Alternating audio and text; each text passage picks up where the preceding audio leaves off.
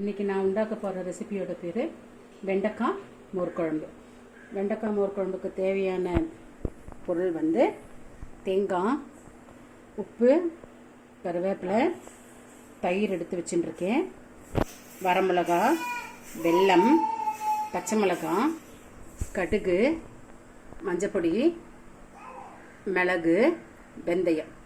இதுதான் இதுக்கு தேவையான இன்க்ரீடியன்ட்ஸ். இப்போ இது எப்படி உண்டாக்குறதுன்றதை நான் காமிச்சு தரேன். இப்போ நான் வெண்டைக்காயை இந்த மாதிரி நீல வாக்கில் நான் கட் பண்ணி வச்சுட்டு இருக்கேன்.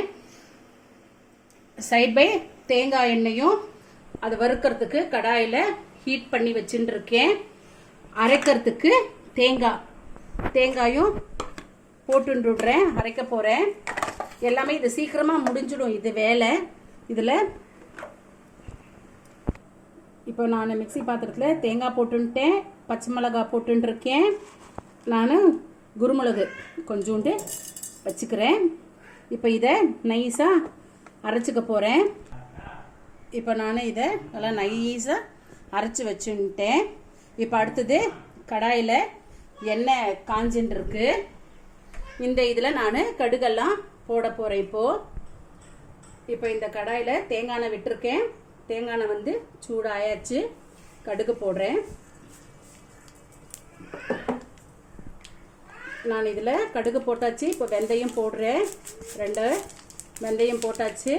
உங்களுக்கு தேங்காய் எண்ணெய் பிடிக்கலைன்னா நீங்கள் வந்து ஆற்றுல எண்ணெய் யூஸ் பண்ணுறதோ எண்ணெய் சமையலுக்கு அந்த எண்ணெயை நீங்கள் விட்டுக்கலாம். வரமிளகா 2 கிள்ளி போட்டிருக்கேன்.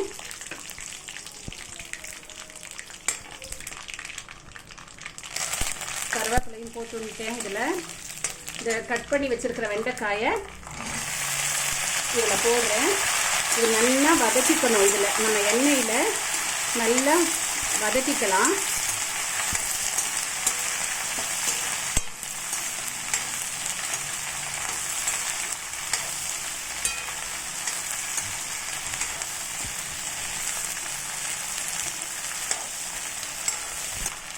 இப்போ நான் 1 டேபிள் ஸ்பூன் மஞ்சப்பொடியை போட்டுக்கிறேன்.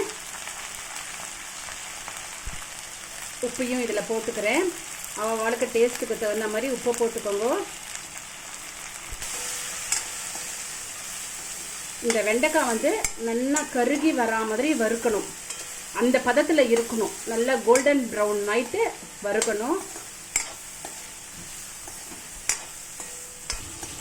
இப்போ இந்த வெண்டைக்காய் பாருங்க நல்லா ஃப்ரை ஆகிருக்கு. இப்போ இதை அணைச்சி வச்சுடலாம். இப்போது இதில் ஒரு 2 டம்ளர் தண்ணி விட்டு வச்சுருக்கேன். இதை கொதிக்கட்டும். கொதிச்சு பின்ன நம்ம அரைச்சதை இதில் விடணும். இப்போ நான் இதில் வந்து நான் அரைச்சி வச்சுருக்கேன் இல்லையா, அந்த அரைச்சி வச்சதை இதில் விட போகிறேன். இப்போது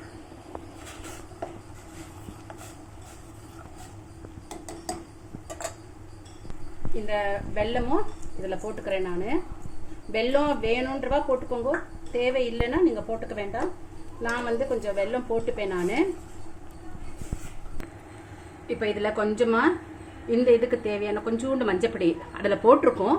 இதிலே கொஞ்சம் போட்டுக்கலாம். இதில் கொஞ்சமாக போட்டுருக்கேன். வெண்டைக்காய் வதக்கும் போது உப்பு கொஞ்சம் போட்டேன். இதுலேயும் கொஞ்சமாக நான் உப்பு போட்டுக்கிறேன். உங்களுக்கு தேவையான போது நீங்களும் போட்டுக்கோங்க.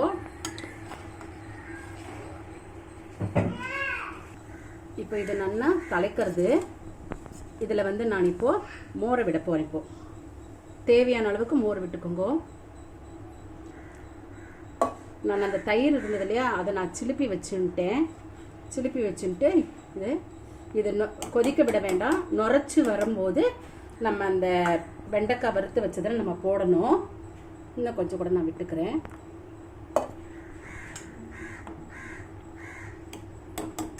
இப்போ நம்ம இந்த மோர் குழம்பு இந்த மாதிரி நுரைச்சிண்டு வந்தாச்சு.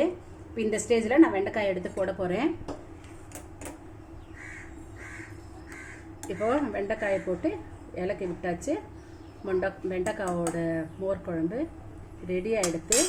இப்போ என்னென்னா சில பேர் வந்து இந்த நம்ம தேங்காய் நம்ம விட்டோம் இல்லையா, அப்போவே இந்த வெண்டைக்காயை போட்டுருவா. வெண்டைக்காயை போட்டு ஒரு தலைப்பிச்சுட்டு அதுக்கப்புறம் மோரை விடுவா. ஆனால் அப்படி விட்டால் அதோடைய வெண்டைக்காய் நல்லா வறுந்துருக்கு இல்லையா, அது நல்லா இந்த மெத்தடில் போட்டோன்னா நல்லா கரக்கரன்னு இருக்கும். நீங்கள் முன்னாடி போட்டோன்னா நம்ம வெந்தா மாதிரி ஆகிடும்.